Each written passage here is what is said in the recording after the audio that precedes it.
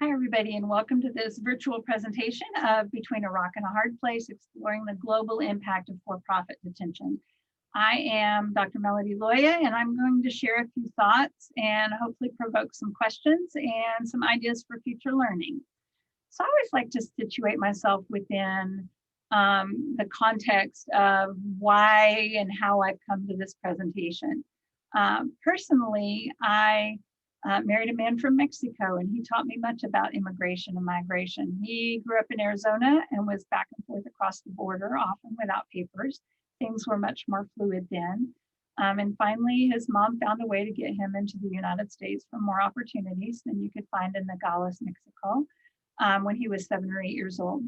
And so obtained his legal residency shortly after that, but then went on to, he grew up, graduated from high school, and served in the United States Army for 12 years. When he was discharged from the Army, he wanted to be a police officer, and they said, oh, you can't do that unless you're a citizen.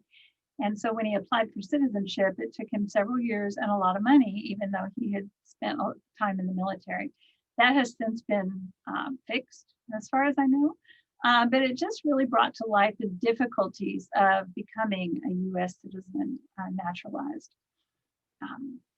So he taught me a lot about migration and a deeper understanding of some of the language challenges, and really brought me along on that journey towards more cultural humility.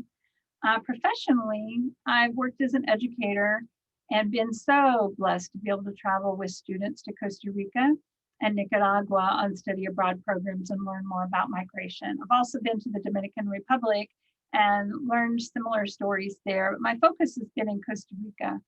So I take students and we go visit agencies that work with primarily Nicaraguan migrants, because Nicaragua borders Costa Rica to the north.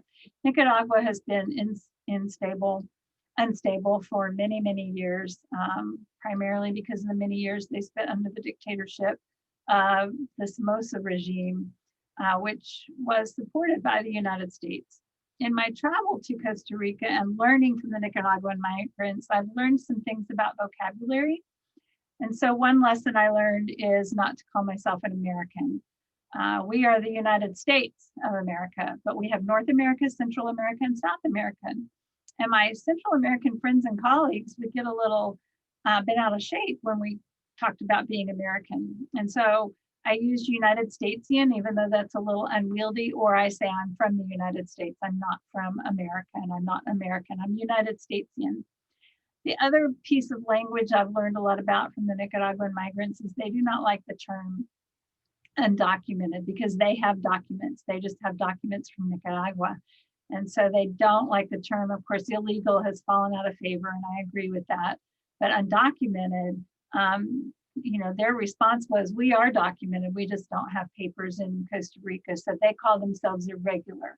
They have irregular documents. And so that's the term that I prefer to use, because that's the term they prefer to use. The topic fits really well within the United Nations Sustainable Development Goals. So you could look at just about any one of these goals, very lofty goals, and see where this issue of migration fits, and the consequences to other countries of our policies fit within these overarching goals of the United Nations. They also fit really well within the grand challenges of social work. And so there's 3 overarching categories, and migration fits into all of these. So individual and family well-being, a stronger social fabric, and a just society. So I challenge you to go look those up and to look at how these topics fit in. I'm not going to read this slide to you because you can pause and look it over, but this is just a brief profile of the irregular persons, estimated to be about 11.3 million persons in the United States, and about 67% of those are from Mexico and Central America, but 16% are from Asia. And so that's a pretty good percentage, and yet we don't hear a lot of rhetoric surrounding the people from Asia that are here without documentation. And then here's a graph of the years of residence in the United States, which was also a little surprising to me. So almost half have been here for 10 years or more. And often people have been recruited by companies when immigration laws were less restrictive. They were brought over encouraged to come work, for example, in the carpet manufacturing plants in Georgia. And so many people came over to work there at the urging of the carpet companies and grew. I mean, they've invested in their community, and then suddenly restrictive immigration laws came in the early 2010s and started threatening their entire life, their livelihoods. Many have purchased homes and had lived and contributed to society for a number of years. But when immigration laws change, the impact on people changes. I wanted to give you a brief history of for-profit detentions because I've recently learned a lot more about this growing industry. CoreCivic was awarded the first contract in 1983. They were known as CCA at that time, but they've rebranded themselves since as CoreCivic. And then Geo Group is another large competitor in this for-profit prison complex in 1984. And this really is a global issue because these detention companies operate worldwide. It's not just in the United States. But the beds that these companies are paid for are just the beginning.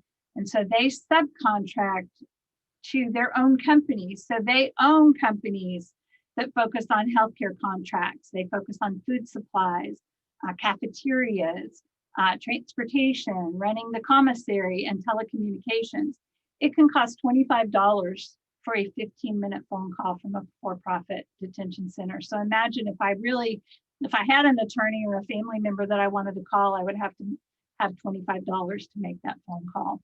And the companies like CoreCivic and Geo Group are profiting from all of those areas, not just the beds that they're being paid for. So it's estimated that there's about 3,100 corporations profiting from mass incarceration, both in prisons, but also in for-profit detention. So nearly $1 billion in contracts went from ICE to for-profit detention centers. About 75% of the average daily immigration population were held in for-profit facilities. So there's a lot of money at stake here for these companies. The average rate figured by a Migrant Policy Institute is about $208 per day, which is far greater than what ICE calculates and publicizes, but ICE leaves a lot of significant overhead expenses out of the calculation. So I just imagine what we could do with $208 a day if we use that money in a different way.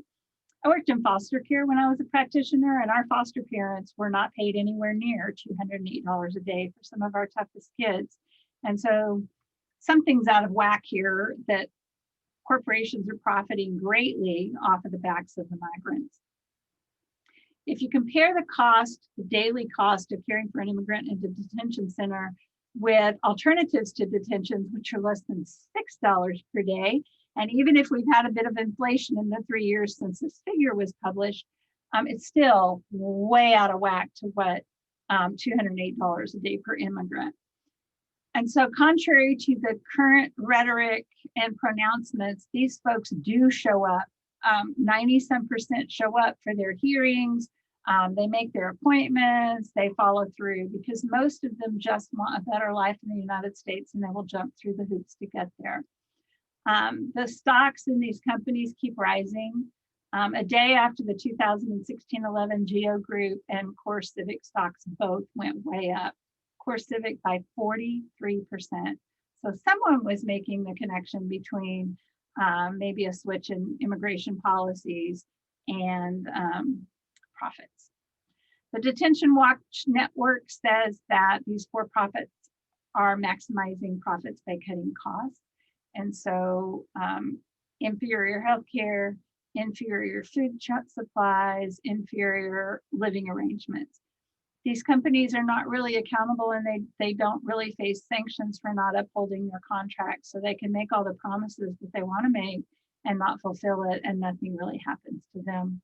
They have a lobbying arm, which I'll talk about on the next slide, but they're really not transparent, and many of the details of the contracts and the operations are buried behind layers and layers of paperwork, and so those things are obscured. So for-profit lobbying, really, there's a connection between the growth of the for-profit detention centers and the growth of restrictive immigration laws that happened throughout the United States in the 1990s and 2000 up to the early 2010s. Arizona passed a very restrictive law in 2010, and it was a direct result of the lobbying by these for-profit companies. They were not the only state. Indiana, Georgia, Arizona, Texas, all of those are wrapped up in this amount of lobbying that's being done. And so I stand to make money as a for-profit detention center. So the more restrictive immigration laws are, the more chance I have of making my profit. So you can see the money that was spent on lobbying in 2019. It's really interesting. If you go to this opensecrets.org, you can see a breakdown of actually who is receiving those dollars. So you can go see if your senator or House of Representatives is getting it. So as immigration has been criminalized, for-profit detention centers have grown. There were laws criminalizing immigration as early as the 1920s that were passed by white supremacist organizations, but they really had fallen out of favor. And like I said, corporations were going down and recruiting migrants from Central America to come work in factories and in meat packing and things like that. But they experienced a rebirth in the 1990s.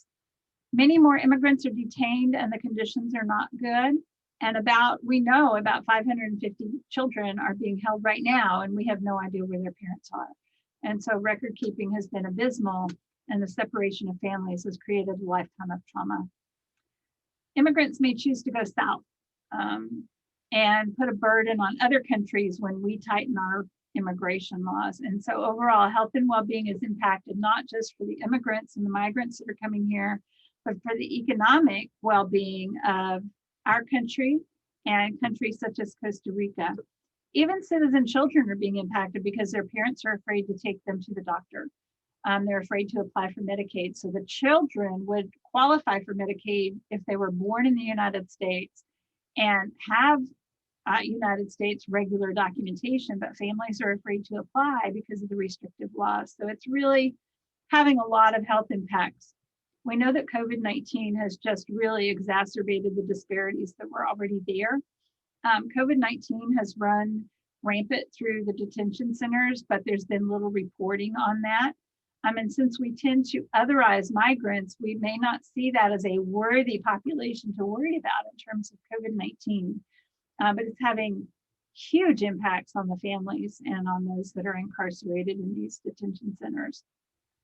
We've seen stories just in the recent past about reproductive rights being violated. So women who requested abortions but were denied them, but also women who were forcibly sterilized and really didn't agree to those procedures, which really harkens back to a really dark time in the US history when we were on board with eugenics, and people who were feeble-minded or had mental illness or were otherwise undesirable as defined by people in power were forcibly sterilized. Access to health services impeded, and we know that can create lifetime effects. And then people are fearful of seeking prenatal care. And so those babies that will be born in the United States and be US citizens are being denied prenatal care. And then mental health issues. Immigrants have a much higher percentage of depression, anxiety, and PTSD, and that impacts all of us in the long run. It impacts all of us at an individual level, and it impacts us at a societal level and also on a global level. So we're sending traumatized people home with health conditions they didn't come in with, which is going to impact the country that they came from greatly. So here are just some ideas for some action items. Access to healthcare is not a United Statesian issue, it's a global issue. It is impacting all of us. And so my slide has a little typo here. It's not, is it a global issue? It is a global issue. To me, that is not a question. We need a national policy on healthcare, but we need a national policy that includes how we're going to help provide healthcare for non-citizen and irregular immigrants, because the investment in preventive care and in ongoing healthcare for these folks is a better investment than the costly ER services when their conditions have reached the acute level. Long-term chronic health issues can be a result of not having access to healthcare, and so we're creating a lifetime of health issues for many of these individuals. And then vaccinations may not be kept up to date because I don't have access to healthcare, or I'm afraid to go because they might ask my immigration status. And so diseases that we thought had been wiped out, we're seeing a resurgence of whooping cough, we're seeing polio, we're seeing measles, and not just amongst the immigrant population, but also amongst the anti-vaccination movement that's been prevalent in the United States. But the immigrant population may want those vaccinations and be too afraid to go access them. We need to strengthen service provision, and we need to provide interpreters and culturally and linguistically appropriate programs. And that's going to look different for each migrant population. We tend to lump all Central American migrants in one big category of Hispanic, but yet they're very, very diverse. And so we need different approaches to work with different populations. We also need to not be using children in the family as interpreters, which happens all too often. And then creating that strong safety net is very important. Community health centers, public health and social work involvement to rally the communities to advocate for better health care and access to outpatient routine and preventative care, because in the long run, that's going to benefit all of us. Eliminating discrimination. We have an ethical obligation to provide care. And one of the provisions in the Arizona bill in 2010 was that social workers were one profession that would have to report someone who came in for services if they didn't have appropriate documentation. So we're not at all able to uphold our core values of social work if we're mandated to report. And so then that created a dilemma for some practitioners because they faced jail time and large fines if they didn't report. Thankfully, that particular part of the law was overturned, but it still does not take away the ethical obligation to provide care. Once again, focus on those appropriate services, and then finding ways to educate practitioners in all areas that are working with the immigrant population in ways that promote transformation, because I can sit in a 3-hour workshop and not come away transformed. So what can we do to create those experiential opportunities to get people to step outside their comfort zone, to bring in speakers about their experiences, because that is what has impacted my life, not sitting in a workshop about Nicaraguan migrants, but hearing the stories of the Nicaraguan migrants, and actually one time being stuck on the border trying to get into Nicaragua and standing there against a wall for a couple of hours while the Nicaraguan officials decided whether or not they were going to let our group in. And so we were never in any danger, but it was very uncomfortable and very, very eye-opening to those of us who are used to being able to freely move across borders. So creating that learning that transforms, and also transforms and educates the public about what migrants, who they are and what they can qualify for, because you know there's all those myths about they're just coming in to take all these social services and take my jobs. That's not true, and we need to work on educating the public. And in the midst of this rhetoric right now, that's really challenging. Creating that network of referrals to help address legal rights, but then finding pathways to legal residency, and we do that through advocacy. Perhaps we need to find ways for migrants to remain in their home countries. I think the vast majority do not want to uproot their families. They're just looking for a better life. But when you think about all of the trauma and the things that happened to them along the way to get to the United States, how desperate they must be to be here. And so how could we take some of the billions that we're spending on incarcerating immigrants and target it at the infrastructure at poorer countries, building infrastructure that suits their needs, not mandating what that needs to look like as we have done in the past, as we, the global economy, has done in the past, but finding ways to support that infrastructure in ways that the people of those countries want support. And what could we accomplish if we truly examined how United States policies impact other countries? And my eyes have been opened through my travels, and I've been fortunate to be able to do that and travel in a mode of learning. So it's not vacation when I go to learn with my students, and I come out with just as much learning as they do. So here's my contact information. I would love to continue the conversation. So I thank you very much for your time, and I truly hope you enjoy the rest of the conference. So have a great morning, afternoon, or evening, whenever it is you're watching this.